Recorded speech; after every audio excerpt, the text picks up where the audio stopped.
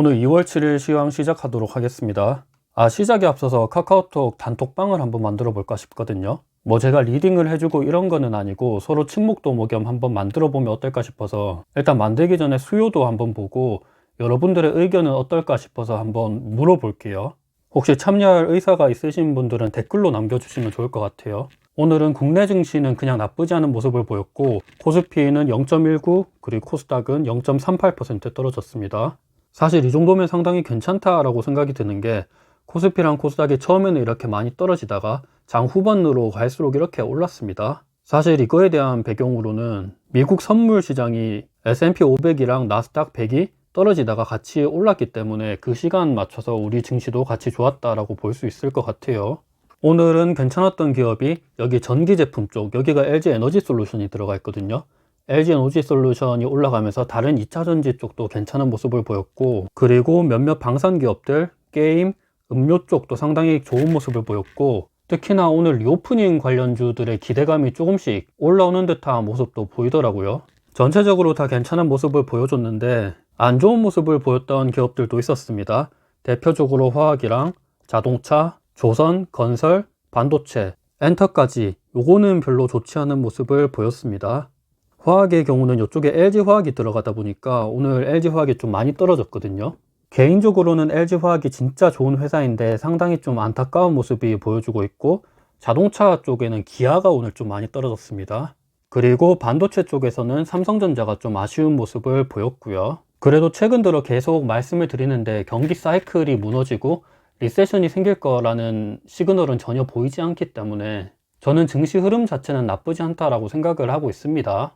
물론 추세적인 상승이 일어날지는 앞으로 계속 봐야 될 것 같기는 하지만 적어도 추세적인 하락은 일어나기는 힘들다라고 생각을 하고 있어요. 최근에 있었던 경기 지표 중에서 눈여겨봐야 될 거는 영국의 기준금리가 이렇게 급격하게 오르는 모습을 볼 수 있습니다. 생각보다 얘네들이 좀 빨리 올리는 모습을 보이고 있는데 지금 0.5%까지 올렸거든요.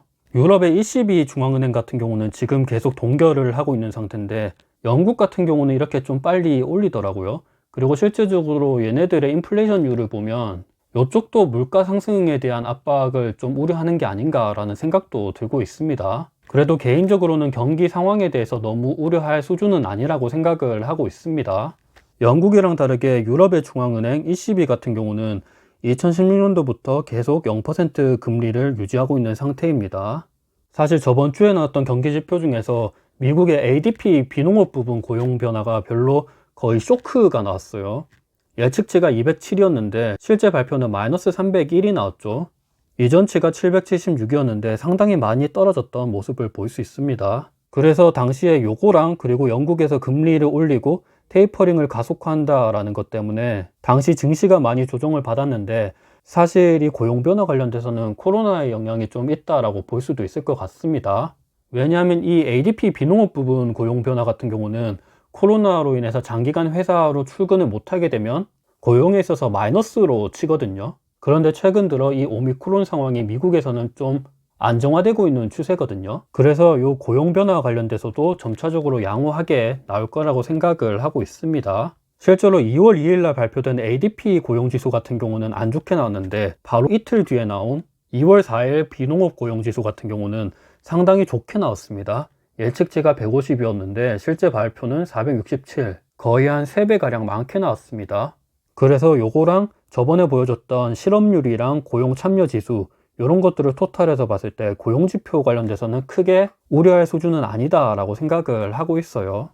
또 미국의 실업률인데 예측치에 비해서 조금 낮게 나왔는데 거의 한 부합할 정도까지 나왔고, 코로나 이후에 이렇게 많이 올라갔다가 최근 들어서는 많이 떨어지고 있는 추세를 보이고 있습니다. 살짝 지금 정체되려고 하나 이런 생각이 들고 있기는 하지만 요거는 아마 계속해서 추세를 계속 봐야 될 것 같아요. 갑자기 이 실업률이 올라갈 거라는 생각은 딱히 들지 않기 때문에 이 고용 쪽에서도 그렇게 나쁘지 않다라고 보실 수 있을 것 같고, 실제로 생산활동 참여 지수를 보면 이전치보다 조금씩 올라가는 모습을 볼 수 있습니다.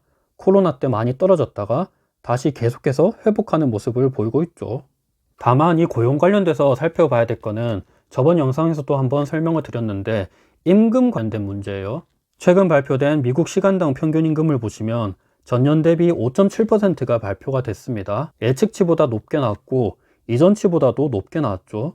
아무래도 사람들이 언택트 문화에 익숙해지다 보니까 실제로 대면 문화보다는 대면에서 일을 하는 것보다는 집에서 일을 하는 것을 더 선호하게 되고, 실제 무슨 마트나 물류, 주유소 이런 쪽으로는 사람들이 잘 일을 안 하려 그러죠. 그런 것들을 토탈해서 봤을 때 임금 상승 압박이 올라오고 있다라고 볼 수 있고, 요거는 또 인플레이션율이랑 관련이 있기 때문에 요거는 오히려 금리 인상을 앞당길 수 있다라는 점에 있어서 우려할 요소라고 생각은 하고 있습니다. 그치만 요거는 금리 인상을 몇 번을 할까, 그리고 양적 긴축은 언제 앞당길까, 요거에 대한 문제지 단기적으로 경기 사이클이 무너지고 이런 우려까지는 일어날 것 같지는 않다고 보고 있습니다. 지금 시장의 화두는 누가 뭐라 그래도 금리 인상이랑 양적 긴축을 언제 할까, 요거에 대한 문제가 큰데, 이거에 대한 배경은 바로 CPI 지수입니다. 물가가 얼마나 올라갈까, 요거를 유심하게 봐야 되는데, 이번 주 목요일 날 이게 발표를 해요. 전년 대비 기준으로 최근에 7%까지 올랐는데, 만약에 이거보다 더 높게 나오거나 추세적으로 상승하는 모멘텀이 계속 늘어난다, 그러면 증시는 무조건 조정을 받겠죠. 이번 3월 15일이었나 16일이었나 그때 FOMC 회의가 있는데, 제가 저번에도 말씀드렸다시피 그 이전에 이런 경기 지표가 나오는 것으로 봤을 때 시장의 투심은 미리 선반영될 수 있다라고 말씀을 드렸는데, 이 CPI 지수가 대표적인 예입니다. 이 CPI 지수가 이번 주 목요일 날 어떻게 나올지 한번 봐야 될 것 같아요. 만약에 좀 누그러드는 모습이 보인다, 이러면 그래도 시장에서는 긍정적으로 볼 수가 있을 것 같아요. 그래도 계속해서 말씀을 드리지만 금리를 올려봤자 지난 과거에 비해서 아직까지 저금리인 상태이기 때문에 사람들이 이미 대출을 많이 받아놓고 신용잔고는 이미 불어난 상태이기도 하거든요. 그래도 저금리이기 때문에 이 대출 연체율, 이거를 급격하게 올릴 만한 요소는 아닐 거라고 생각을 하고 있습니다. 경기 위기가 올 때는 항상 이 연체율이 올라가는 모습을 보였거든요. 대표적으로 90년도쯤에 소련이 붕괴했을 때랑 2000년도 IT버블, 2008년 글로벌 금융위기 때 전체적으로 이 연체율이 올라가는 모습을 보였습니다. 그렇지만 최근 들어서 보이는 거는 부동산 시장이랑 채권 시장에서도 마찬가지겠지만 이 연체율을 끌어올릴 정도의 이슈는 아니라고 생각을 하기 때문에 저는 상황이 나쁘지 않다라고 생각을 하고 있어요. 또 몇 가지 살펴볼 수 있는 뉴스 같은 경우는 CATL이랑 LG에너지솔루션의 배터리 점유율 격차가 1.2%에서 12.3%까지 늘어났다고 합니다. 저는 개인적으로 우리나라 배터리 업체랑 중국의 배터리 산업이 미래에는 양분하는 모습을 보일 거라고 생각을 하고 있는데, 지금 당장은 성장 단계이기 때문에 조금 이렇게 엎치락뒤치락 하는 모습이 보이고 있거든요. 근데 중국이 진짜 조금 두렵기도 하는 게, 얘네들은 진짜 한다면 하는 애들이거든요. 그래도 아직까지는 중국을 제외한 전 세계 점유율 1등으로는 LG에너지솔루션이 1등이죠. 중국은 내수 시장이 워낙 많기 때문에 CATL이 지금 상당히 선방을 하는 모습을 보여주고 있는데, 저는 개인적으로 우리나라 배터리 업체도 좋지만 중국의 배터리 업체들도 한번 눈여겨보는 게 좋다고 생각을 하고 있어요. 일단 왜냐 그러면 우리나라 배터리 업체는 내수 시장이 중국보다 작기 때문에 무조건 해외로 수출해야 되거든요. 배터리 시장이 가장 큰 곳이 중국이랑 미국이랑 유럽인데, 미국은 일단은 뭐 중국이 진출을 거의 못하니까 우리나라가 잡았다라고 볼 수 있고, 이제 관건은 유럽이거든요. 유럽을 중국이 잡냐 우리나라가 잡냐 이건데, 실제로 최근 들어 흐름이 폭스바겐과 같은 유럽의 기업들이 중국의 LFP 배터리를 채택하려고 하는 움직임이 보이고 있어요. 뭐 겉으로는 가격이 싸고 안정적이어서 라고 이야기는 하고 있지만, 저 개인적으로는 폭스바겐이 중국 정부의 입김 그리고 중국 시장에 대한 영향력을 무시하지 못했다라고 생각을 하고 있거든요. 중국 시장이 세계에 미치는 영향력이 진짜 엄청나게 크거든요.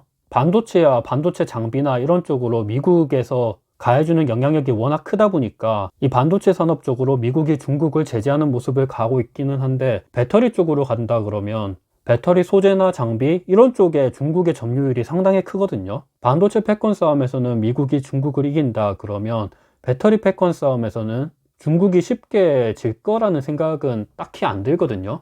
지금 당장 테슬라만 하더라도 중국 시장의 입김이 진짜 크게 받고 있는데, 더군다나 중국은 지금 첨단 산업으로 전체적인 산업축을 바꾸려고 하고 있기 때문에 우리가 중국 시장에 대해서도 한번 눈여겨보는 게 괜찮지 않을까라고 생각을 하고 있어요. 저는 개인적으로 국내 배터리랑 중국 배터리 모두를 투자하고 있는데, 결과적으로는 이 두 나라 모두 성장할 거라고는 생각을 하고 있습니다. 그리고 마지막으로 부동산 시장에 대해서 좀 말씀을 드리면 최근 들어 부동산 관련된 소비 심리 지수가 많이 떨어졌어요. 최근에 뭐 마이너스 7%, 마이너스 8%, 마이너스 10% 이런 식으로 많이 떨어졌죠. 최근에 실제로 부동산 가격 지수를 보시면 어느 정도 계속해서 상승을 하다가 다소 둔화하는 모습을 보여주고 있습니다.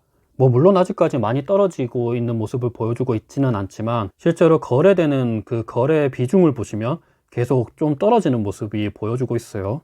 이거는 한 작년 6월, 5월 이때부터 좀 시그널이 보여졌는데 도시별 종합주택 매매 가격 지수를 보시면 거의 작년 6월 이때부터 딱 무슨 변곡점이 나오게 됐죠.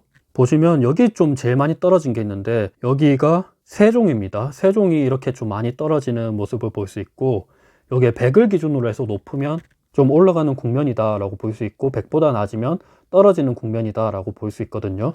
전체적으로 좀 오르던 분위기였던 게 최근 들어 좀 누그러드는 모습을 보여주고 있습니다.